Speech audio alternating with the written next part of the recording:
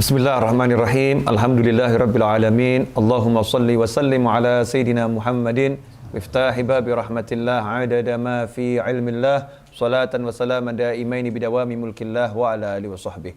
Allahumma shalli ala sayidina Muhammadin salatan taftahu biha lana futuhal arifin wa tufaqihuna biha fid din wa ala alihi wa sahbihi. Assalamualaikum warahmatullahi wabarakatuh. Alhamdulillah kita bisa kembali bersama-sama belajar tafsir hikmah dalam episode suratul Fatihah. Pada episode sebelumnya kita membahas bagaimana orang-orang yang mendapatkan keistimewaan memiliki kemampuan lebih dalam memahami Al-Quran. Dan orang-orang itu adalah keluarga Nabi Muhammad sallallahu alaihi wasallam. Nah, ketika kita mendengar seperti ini, kemudian kok ada rasa nggak suka di hati kita, ini bahaya. Karena itu penyakit iri kepada keluarga Rasulullah SAW. Seharusnya kita suka siapapun, kok sahabatnya Rasulullah mendapatkan kemuliaan kita suka, ya keluarga Rasulullah mendapatkan kemuliaan kita suka, ada Muslim biasa mendapatkan kemuliaan kita suka. Kita suka kepada semua orang yang mendapatkan kemuliaan. Jangan sampai di hati ada perasaan, nggak enak nih ya, kok saya nggak seperti beliau-beliau ya. Emang dzalika fadlullah yu'tihi may yasha wallahu dzul fadlil azim. Itulah karunia Allah. Allah berikan pada siapapun yang Allah kehendaki. Ya, tidak bisa kita mau membatasi karunia Allah ini, mau kita atur ya Allah buat saya ya juga tidak bisa. Ada memang orang-orang yang Allah kasih karunia lebih dari yang lain. Karunia Allah itu luas dan itu miliknya Allah, ya terserah Allah yang ngasih. Makanya Allah paling nggak suka kalau ada orang yang iri kepada orang lain atau dengki kepada orang lain, karena dia sebetulnya protes kepada pembagiannya Allah Subhanahu wa taala. Allah yang bagi dia protes, coba bayangkan nih.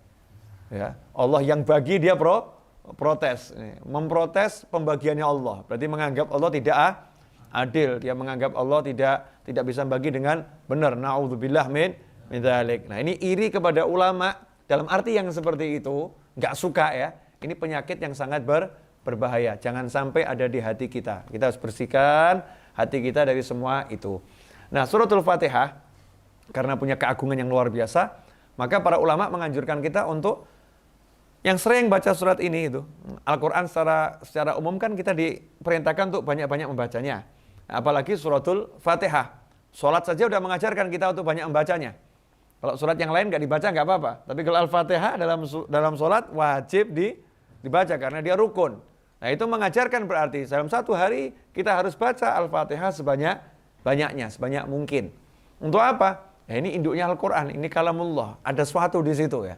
Sesuatu yang luar biasa. Nanti dengan sering menggunakannya, mempraktekannya akan muncul, akan kelihatan. Ya seperti yang orang misalnya punya sebilah pisau. Kalau itu sering diasah, ya maka ketika dipakai itu ya cepat nih, tajam. Tapi kalau pisaunya cuma ditaruh nih ya, tidak pernah diasah, kena hujan, karatan ya. Ini buat motong lombok aja nggak bisa nih. Kalau orang Jawa bilang ketul ya. Kalau bahasa kita tumpul ya. Karena nggak dipakai. Karena itu kalau kita lihat Imam Ghazali dalam kitab Ihya Ulumuddin, beliau rahimahullah mengajarkan agar kita dalam satu hari membaca suratul Fatihah sebanyak 100 kali. 100 kali. Ini wirid yang diajarkan oleh Imam Ghazali. Satu hari baca suratul Fatihah sebanyak 100 kali. Tapi ada caranya, nggak langsung duduk baca 100. Ya pingsan kita. Atau waktunya habis nih ya. Karena Imam Ghazali kalau mengajarkan tuh biasanya yang begini yang sifatnya untuk umum. Jadi pengusaha bisa pakai, supir angkot juga bisa pakai. Ya, atau mungkin supir ini yang ngojek, entah pakai Grab atau pakai Gojek atau pakai yang lain ya bisa pakai. Siapapun orangnya, guru juga bisa pakai. Ini wirid yang syamil, kamil, dan sifatnya am. Siapapun orangnya bisa pakai. Satu hari baca Al-Fatihah sebanyak 100 kali. Jangan nanya apa manfaatnya, karena udah terlampau jelas manfaatnya. Ya. Nah, orang nanya apa manfaatnya baca Al-Fatihah, itu aneh. Ya, kalau baca Al-Quran nggak usah tanya banyak apa manfaatnya. Satu huruf itu sudah pahala. Nah, kalau kita baca ini Ummul Quran, ya kita baca ini pahalanya ada berapa nih? Induknya Al-Quran kok. Ya kita baca, kan pasti luar biasa. Kenapa 100 kali? Jangan nanya sama saya. Ya, nanya sama Imam Ghazali. Kenapa 100 kali? Tapi nggak ada manfaatnya nanya. Ya, kalau mau tahu kenapa 100 kali, amalkan. Nanti akan tahu. Ya, nanti akan tahu. Mungkin ada yang nanya, itu diajarkan Rasulullah atau tidak? Nah, ini pertanyaan lebih aneh lagi nih. Ya, Rasulullah sudah mengajarkan kita untuk baca Al-Quran sebanyak mungkin. Rasul nggak melarang kita membaca dalam jumlah tertentu. Justru orang yang melarang seorang muslim baca surat-surat Al-Quran dalam jumlah tertentu, maka orang itu telah berbuat bid'ah. Rasul aja nggak pernah melarang, kamu kok melarang ini?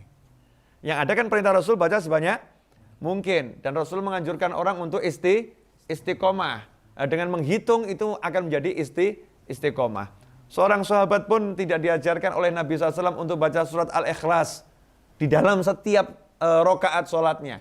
Tapi setiap sholat, dia setiap rokaat baca suratul Ikhlas. Ya, bahkan di riwayat tidak baca yang lain. Ada beberapa sahabat tuh. Yang satu setiap baca surat apapun diakhiri dengan surat Al-Ikhlas. Rasul pun mengatakan, cintamu pada surat Al-Ikhlas menyebabkan engkau masuk ke dalam surga. Nah, Imam Ghazali mengajarkan kita baca 100 kali surat Al-Fatihah. Ya, kita coba amalkan. Caranya gitu kan, dibagi menjadi 5 tahap. Tahap pertama yaitu setelah sholat subuh. Ya mungkin kita setelah subuh wirid dzikir, duduk, ya seruput kopi sebentar gitu kan, duduk, diam, baca Al-Fatihah sebanyak 30 kali. Ya 30 kali. Kemudian nanti habis zuhur, ya kurangi 5. Jadi 25. Habis asar, kurangi 5 lagi, jadi berapa? 20. Habis maghrib, kurangi 5 lagi, jadi berapa? 15. Habis isya, kurangi 5 lagi berapa? Jadi 10. Jadi kalau di total jumlahnya 100. 30, 25, 20, 15, 10. Jumlahnya total 100.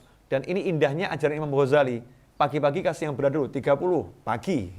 Ya kan? Masih banyak energik. Begitu habis isya ini ngantuk-ngantuknya 10. Ya. Udah ringan ini, 10.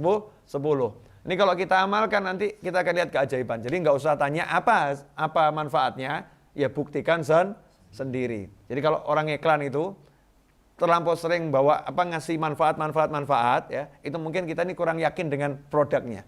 Tapi kalau udah yakin dengan produknya, ya silahkan Bapak beli, Bapak minum, rasakan sendiri ya. Kalau nggak suka nggak usah beli lagi. Ini keren. Ya. Jadi banyak amalan Islam itu kan tidak dijelaskan manfaatnya kan? Ya, tidak semuanya dijelaskan. Pahalanya iya, tapi manfaatnya enggak dijelaskan. Tidak semuanya. Ada yang dijelaskan sedikit untuk menambah semangat ya, untuk nambah semangat. Maka kita jangan terbiasa manfaatnya apa ya? Manfaatnya apa ya? Seakan-akan kalau enggak tahu manfaatnya enggak mengamalkan. Kita amalkan ini lillahi ta'ala. Amalkan ini karena Allah Subhanahu wa ta'ala. Manfaatnya apa? Ini kalamullah, berarti saya duduk bersama Allah, saya sedang zikir sama Allah, diampuni dosa saya oleh Allah, dan tentu nanti akan dapat manfaat yang luar biasa. Bonusnya kita akan buktikan sendiri. Ya misalnya mau diniatin, saya tiap hari baca Al-Fatihah 100 kali, selain mengamalkan amalan Imam Ghazali, saya pengen bisa beli rumah 20 rumah. Loh iya enggak apa-apa toh ya, itu juga sedikit cuma 20. Ya kalau bisa 100 atau 1000 rumah, diniatin tawasul dengan suratul Fatihah. Bisa, karena tawasul dengan amal soleh dianjurkan di dalam Islam.